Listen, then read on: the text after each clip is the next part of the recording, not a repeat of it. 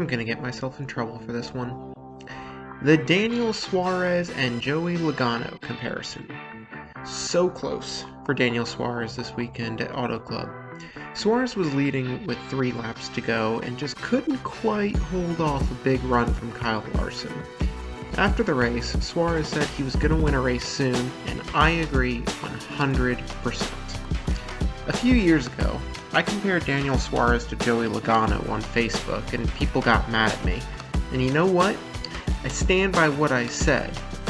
Obviously, no two drivers' careers are identical, but similarities between the beginnings of Suarez's career and Logano's career are pretty amazing. Both drivers impressed and showed a lot of potential in the Xfinity Series early on in their careers. Yes, Logano had a lot more hype associated with him, but Suarez won a championship in the Xfinity Series, so let's not pretend we didn't see the potential there. Both drivers came up through the Joe Gibbs Racing development program and got thrusted into the Cup Series earlier than intended, and frankly, before they were really ready for the Cup Series, when superstar drivers left their rides at JGR. In Logano's case, it was Tony Stewart leaving, and in Suarez's case, it was Carl Edwards leaving. For Suarez, it was even more abrupt because Carl Edwards' retirement came out of nowhere, just a month before the season started. Both drivers would eventually be ousted from their rides by past champions coming to JGR. In Logano's case, it was Matt Kenseth, and in Suarez's case, it was Martin Truex Jr. Both drivers had been seen as having failed to live up to the hype, and in each case, the opportunity to get a future Hall of Famer was just too good for Gibbs to pass up. In their rookie seasons, both drivers finished 20th in points. Logano won a race, and as much as I hate saying this, it was a rain-shortened race where strategy surrounding the rain was a big factor. But Suarez was a little bit more consistent than Logano was. Logano had 3 top 5s and 7 top 10s, with an average finish of 20th. Suarez had 1 top 5 and 12 top 10s, with an average finish of 16th.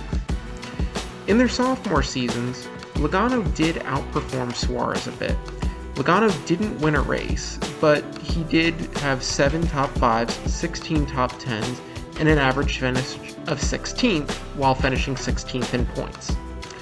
Suarez had 3 top 5s, 9 top 10s, an average finish of 18th, and finished 21st in points. Here's where the similarities start to break down just a little bit, but they're still very comparable. At this point in his career, Logano had a couple of seasons left at JGR before being ousted for Matt Kenseth. For Suarez, he would be ousted in favor of Martin Truex Jr. after just his 2nd season. However, Suarez would land a ride at Stewart-Haas Racing, which is also a high-quality ride, so I'm going to keep comparing the two drivers for now. In the 3rd season, Suarez would be the superior of the two drivers, with 4 top 5s, 11 top 10s, an average finish of 16th, and a 14th place finish in points. Logano would regress in his 3rd season, having 4 top 5s, 6 top 10s, an average finish of 19th, and he would finish 24th in points. Okay, here is where things admittedly start to break down in terms of comparison of stats. At this point, Logano still had 1 more year with JGR before losing his ride to Kenseth, but Suarez would get ousted from SHR for a hotshot rookie named Cole Custer. Suarez would then have to spend a year in NASCAR Purgatory with the Gaunt Brothers Racing, a back-of-the-field team with no real chance at being competitive. At this point, I'm going to stop comparing stats because the difference in quality of equipment is so big that it's unfair to compare the two. However, I will compare them in a different way. After his year in Purgatory, Suarez would land a ride with the upstart team Trackhouse. Expectations for him were not high, but he beat all expectations and actually was competitive at times during the team's 1st season. He had 1 top 5, 4 top 10s, an average finish of 20th, and a 25th place finish in points. He was even in contention to win the Bristol Dirt Race. That may not seem really impressive on its face, but for a startup team in their 1st year, that's actually really impressive. Now, just 2 races into his second season with the team, he's already looking like he's ready to win races. I'm gonna say it, he will win at least 1 race this year.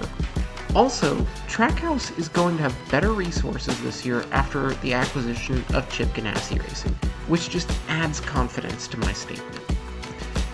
My point is this. Both drivers needed to find the right team to call home to reach their full potential. Joey Logano didn't truly become the powerhouse driver that we know today until he left JGR for Penske. He was able to find the right home that was a better fit for him, and he was able to thrive in a way that he wasn't able to at Gibbs. Suarez, I believe, has found the good fit in Trackhouse. The team has made it clear just how committed they are to him, and you can tell in every interview with him that he's very happy at Trackhouse. It's true in every sport. Some athletes have a ton of unlocked potential, but they need the right environment to unlock it. It gets said all the time, he has so much potential, but he needs a change in scenery. If he got traded to the right team, he'd be a star. That's what happened to Joey Logano, and I believe that's what we're about to see with Daniel Suarez. This weekend certainly proved that the Gen 7 car is going to bring new drivers to the front of the field. If you've watched my previous videos, you'll know that I've been very high on Eric Jones, and he's proven me right so far, especially this weekend, and I'm telling you today, I'm very high on Daniel Suarez. He's gonna have a big year this year, and I believe that his career is about to really take off in the next few years. I believe he will be a serious contender for years to come, and he just needed to find his way to the right team. So that's what I've got for today. Let me know what you think in the comments, and let's have some fun discussing. Maybe you think I'm crazy, maybe you think I'm onto something. Also, let me know in the comments if you have any topics you'd like to see me make videos on. Please like the video and subscribe to help grow the channel, and follow me on Twitter at Rough Motorsports. Until next time, thanks for watching and have a great day.